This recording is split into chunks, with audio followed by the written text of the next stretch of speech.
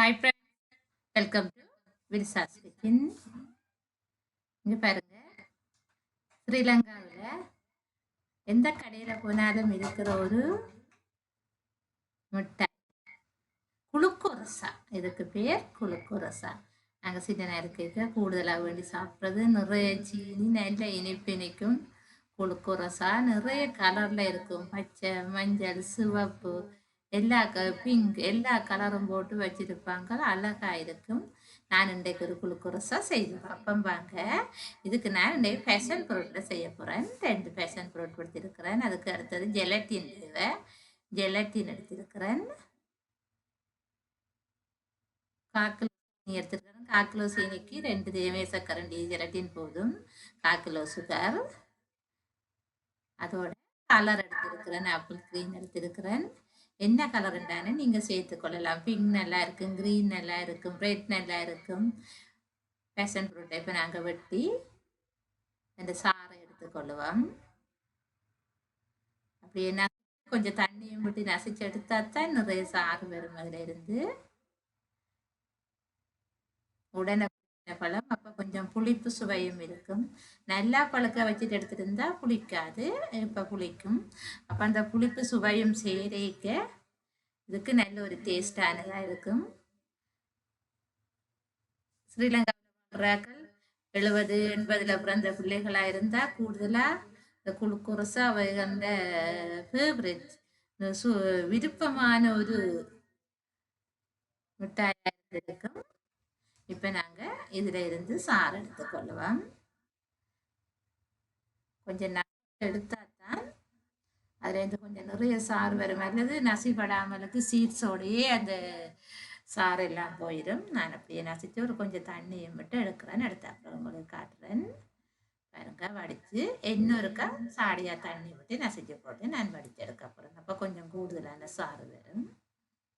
இப்போ சாறு அரைவாசி தான் வந்திருக்கு, அரைவாசி வரையில்.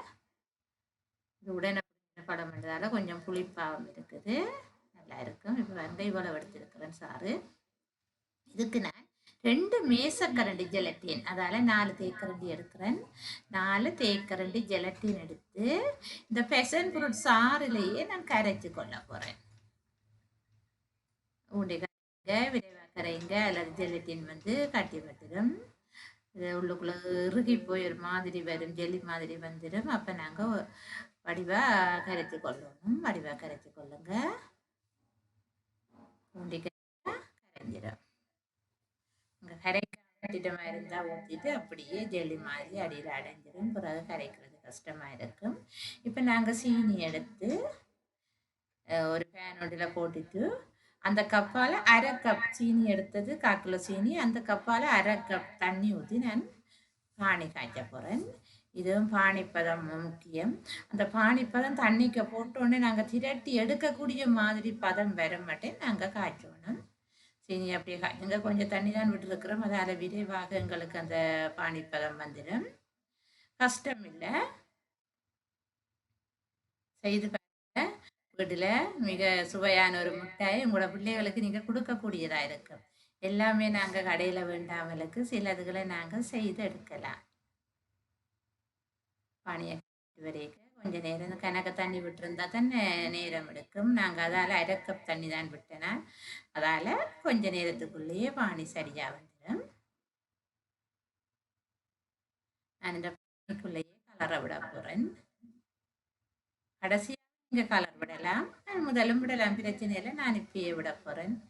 எனக்கு அந்த கலர் விட்டு கொஞ்சம் வெள்ளை ஃபேனுக்குள்ளே வெள்ளை சீனி கிடக்கிறது உங்களுக்கு தெரிகிற சுகமாக தெரியாமல் இருக்கும். அதால் எனக்கு கலர் விடணுமென்ற ஒரு ஆசையாக இருக்குது. அப்போ நான் கெதியாக கலரை விட போகிறேன். விட்டுட்டு தான் பானிப்பதம் வந்த பிறகு ஜெலட்டின் நாங்கள் சேர்த்து கொள்ளுவோம்.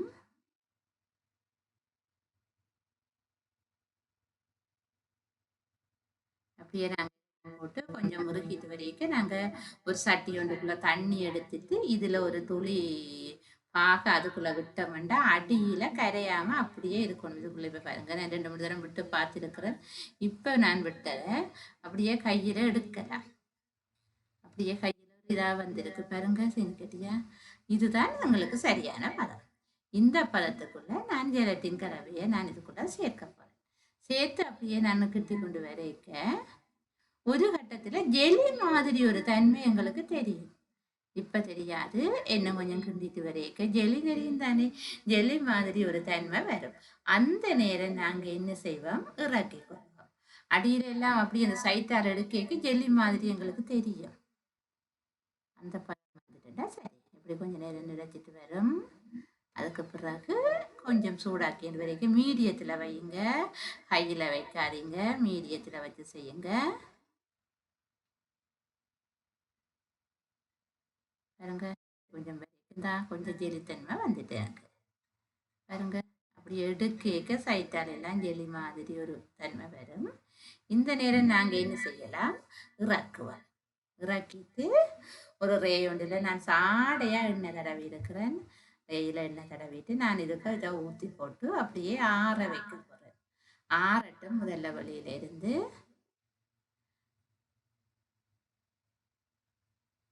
பாருங்க, ஊற்றி போட்டு அப்படியே கொஞ்சம் ஆற விடுவோம். இதெல்லாம் அப்படி ஜெலி மாதிரி வந்துடும். பாருங்க, ஆற ஆற ஜெலித்தன்மை கூடியாண்டு இருக்கும்.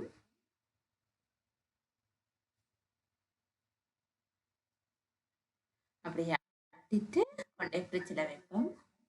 ஒரு மணி நேரம், பரவாயில்ல 2 மணி நேரம் வச்சாலும் ஓகே. 2 மணி நேரம் அப்படியே ஃப்ரிட்ஜில் இருந்துட்டு சைட்டால தோண்டிய எப்படி உரிச்செடுக்க அப்படியே உரிஞ்சு வரும்.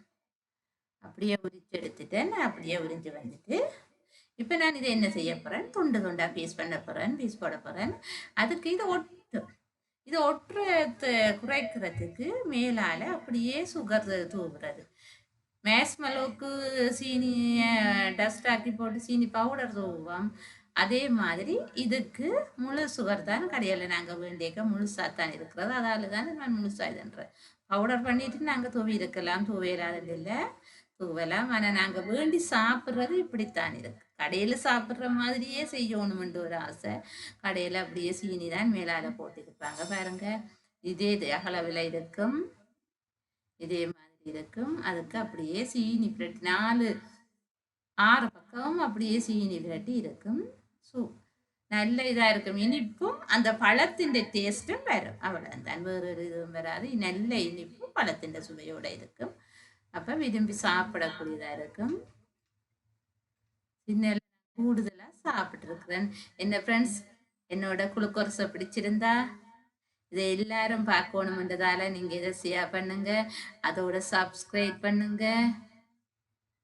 அதோட மட்டும் நின்று இல்லாமல் இது பற்றியே உங்களை இதை பற்றி நீங்கள் என்ன நினைக்கிறீங்கன்றதை கமெண்ட்ல சொல்லுங்க, லைக் பண்ணுங்க. என்னோட சேனலுக்கு உங்களோட ஆதரவு தேவை, அதைத்தான் நான் எதிர்பார்க்குறேன்னு. பாருங்க, அப்படியே சர்வ் பண்ணக்கூடியதா இருக்குது, அழகா இருக்கும். கையில் வச்சா நசியும், பிள்ளைகள் விரும்பி அப்படியே வாய்க்க வச்சு சாப்பிட சக்கு சக்கன்னு இருக்கும், சுவையா இருக்கும், நல்லா சாப்பிடுவாங்க விரும்பி. ஆனால் கணக்க கொடுக்காதீங்க முழு இனிப்பு. ஓகே ஃப்ரெண்ட்ஸ், இது வரைக்கும் என்னோட வீடியோவை பார்த்ததுக்கு தேங்க்யூ.